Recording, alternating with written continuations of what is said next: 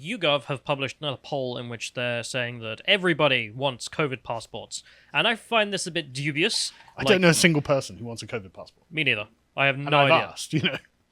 But just want to put this in context. So we've had periodic protests against COVID measures that are considered tyrannical throughout the UK. It's all been labelled the anti-lockdown protesters, but it's not just that. There are people against just government involvement mandating this, that, and the other. And as you can see, this is some drone footage in the first link of just one of these protests. I think this is the one me and John went to film and observe, and it's absolutely huge. Colossal. Yeah. Nothing on the media. None on the media. Didn't care about it. You would not know about this if you just read the corporate media. And it's not just a one-off either. Like if we go to the next one, this is what was it, the other day outside Parliament on Freedom Day to protest the vote on mandatory vaccine passports to go into pubs and whatnot. Even though if you have a negative test, then you're still not allowed because this isn't about COVID. No. Because if you've got a negative test, that proves that you don't have it. Yeah. But So why wouldn't you be allowed in? Because you need the vaccine. Okay.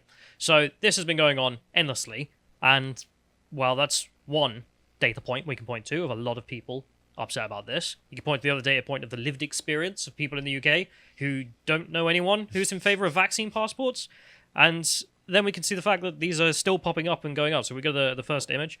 There's just some other stuff that's coming up over the weekend in which all across the country these are going to continue. Bristol, Hull, Glasgow, Scarborough, Northern Ireland, Dublin, Channel Islands, of all places as well. Plymouth, Canterbury, London, Birmingham, Cardiff, Manchester, Norwich and Leeds. If you live in any one or near any one of these places... They'll be taking place. And not only that, you probably have a moral obligation at this point to get out and actually join them. Because if not now, when? So we'll be... I think John's saying we're going to be sending some people down to film some of this because it's just never ending. And also we have 250,000 people have signed that petition to say we shouldn't make the unvaccinated second-class citizens. So, I mean, there's just all these data points in the UK of just like, okay, there is a mass movement, unlike many movements you could ever point to that seem to get mainstream coverage. And that's one thing. So where are the 70% of people who are in favour of all this? Twitter? I don't know. Because if we also just look around the world, like if we go to the next one, you got France, same situation going on. If we go to the next one, we got Canada, same situation going on. Just big protests, big movements against this sort of thing. It's not just a blip or something. Again, literally people stretching for miles. Thousands and thousands of people.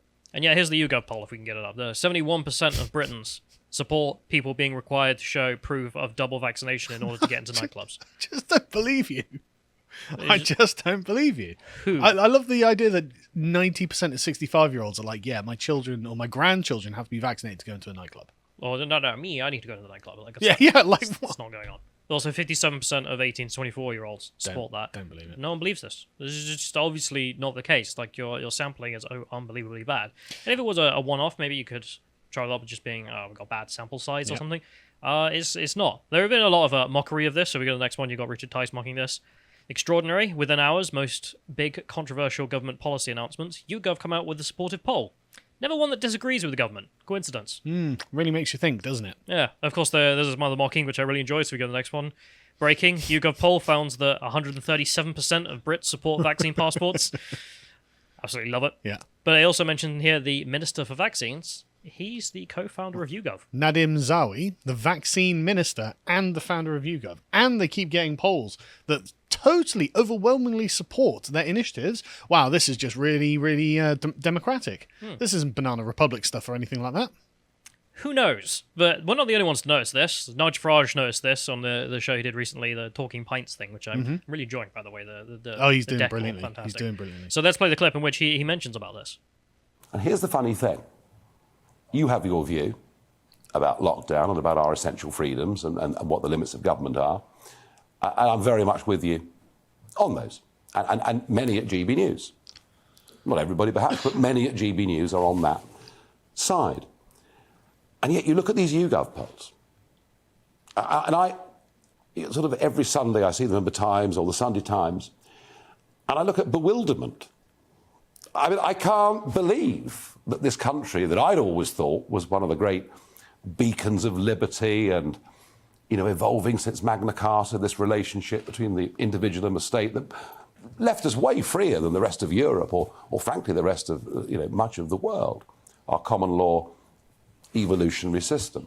Have they just all been scared into thinking this is so deadly that they have to just do everything government says and not question anything. Because if you believe YouGov, there's a growing number of us feeling like this, but we're not in the majority, are we?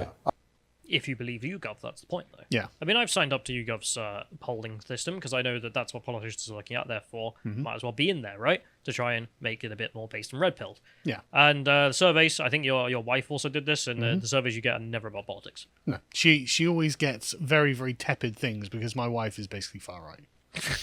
It's like, what would you think about this brand of shampoo? I don't care. Yeah, that's exactly the sort of thing she gets. Yeah, utterly pointless stuff. So there's the question of just, well, how are they sampling the people responding to the questions of the day, in this case, about vaccination, passports, or lockdown, or so on and so forth. You know, the kind of things the Minister for Vaccines might be having a relevant piece of pie in. subject. Yes. Yeah, so I thought we'd just go through a whole bunch of the polling on stuff like this, and see if you can find a pattern. So remember the last poll, 71% of the public support vaccine passports. Okay, so we get the next one up here. The majority of Britons say face masks should be continue to be mandatory in both public transport, 71%, as well as shops. I literally yesterday went down to London, day before I went down and then came back today. No one on the train had masks on.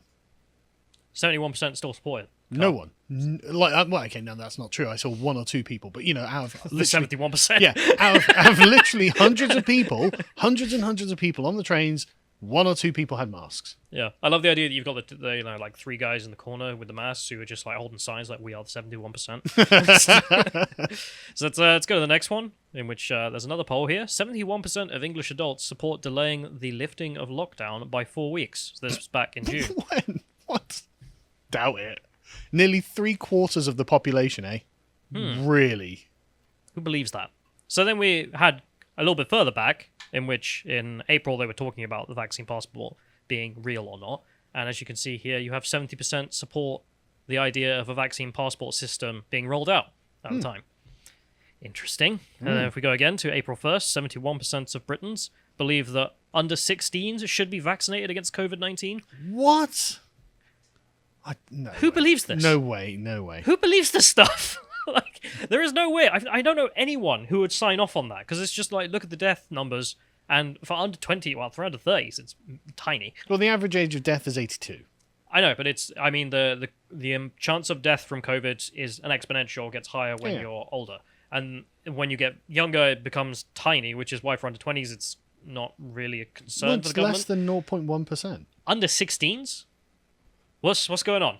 71% of the British public support vaccinating under 16s in April. If you were to round off to like the third decimal point, it'd be 0. Yeah. That is ridiculous. There's also criticism whenever a Conservative minister says, hang on a second, we might be doing something a bit weird here. So if we go to the next one, this is back when Rishi Sunak had some criticisms of what was going on. Despite Rishi Sunak's complaints, the vast majority of the public, including Tory voters, would rather lockdown last longer to significantly reduce COVID case numbers, 71%. No. Again, 71% of the public agree that we need to lock down harder and to have stronger measures against freedom. Don't believe it. Interesting that it's always that goddamn number, isn't it? So we go to the next one. There's another YouGov poll on this issue. Tougher action is needed against coronavirus to prevent a catastrophe, as scientists advising the government said. Last week, 71% of Britons said that they would support the UK going into another national lockdown. Oh, I bet that nearly 3/4 of people in Britain are like, you know what, we need another lockdown. That's what they're all thinking, no doubt. This was December 29, 2020. You can see that all of these polls, I put them in chronological order, just going backwards. Yeah. Always the same group of people. Bull. And then we have one more here, I just want to demonstrate. So this is in September 23rd, 2020, in which a strong majority, 71% of Brits, think that a second national lockdown would be either very or somewhat effective against reducing cases. I'm just like... Wow, 71% of people are really tuned into YouGov, aren't they? Like, I'm not trying to take the mickey, but why is it 71% every goddamn time? Like, I ended up, like, looking up, different polls for COVID. Yeah. So I typed COVID, lockdowns, I did vaccine passports, all that stuff. And eventually I just went, all right, hang on. I just did 71%, and I got a low more. And I was like... What? It's like they're asking 15 people in the office or something.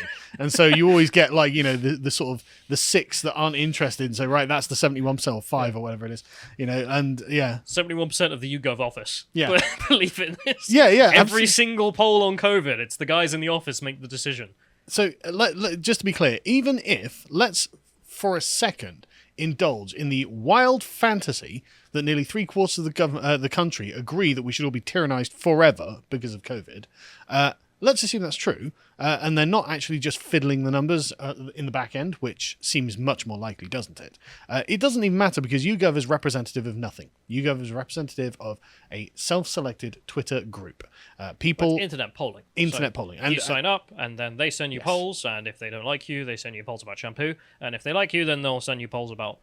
Presumably COVID, but could just be their own office. But that's the point, isn't it? This is self-selecting polling. People have to choose to sign up. And one of the great examples of why self-selecting polling is worth nothing is when a few years ago now, when a group of social scientists, if we dare call them that, decided to study how many women were getting raped on campus, and they did a self-selected email poll, much in the same way as YouGov, and it came back that something like 25% of women on these campuses had been raped, and they were like, wow, that doesn't seem right. And obviously all of the feminists said, oh, there we go. Believe all women. There we go. It must be 25% of women have been raped. And the authors of this poll had to come out and say, look, this is not proof that 1 in 4 women has been raped on a college campus in America. I mean, just some reasoning here. Do you really think U.S. college campuses are worse than the Congo in a civil war in which rape is being used as a weapon? Yes, that's literally their opinion. That was literally what their statistics showed. And so they came out and said, look, don't use this. Of course, everyone had used it, and that part of it had gone nowhere.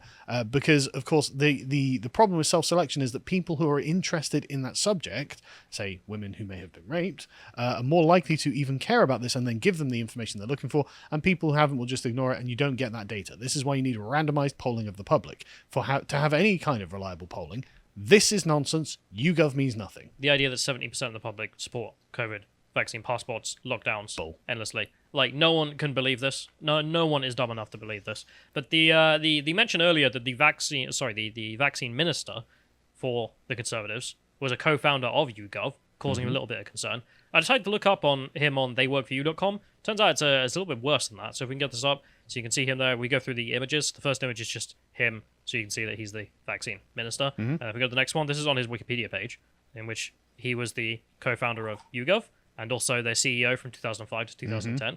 Fine, whatever, he could be involved in that. February 4th... I don't know, that looks like fortification there to me, but carry on. But then 4th of February 2019, he was still doing consultancy for YouGov. As it says here, employment and earnings. YouGov PLC, research and consulting, address, so on and so forth. So, okay, well, in February 2019, you were still doing consultancy for them, and now you're the vaccines minister. And every single poll that has anything to do with your job is like, you're doing a fantastic job, sir. God bless the Tory government clacking down harder. Obvious Banana Republic stuff. Like there is no way you should trust a government-run polling system. It's obviously going to give you exactly the polls that the government want you to have. End of story. Yeah, I don't know what else to say. It just looks unbelievably suspicious, which is why this one got such fierce backlash this morning to the fact that it's like, come on. You cannot say that 71% of the British public support COVID passports. Are you nuts? Or lockdowns. It's just such a stupid thing to say. Like, it was harder when the lockdowns were going on to figure this out because you couldn't meet people. Yeah. But now that you can, you can see that 70% of the public are not wearing their masks. Also, just the chatter. Like, when I was walking around Swindon the other day, you can hear people just talking about the whole thing and being like, yeah, they're all just lying to us. Something like this, right? Yeah. Where they're just like the government just making stuff up. And, and they are. YouGov.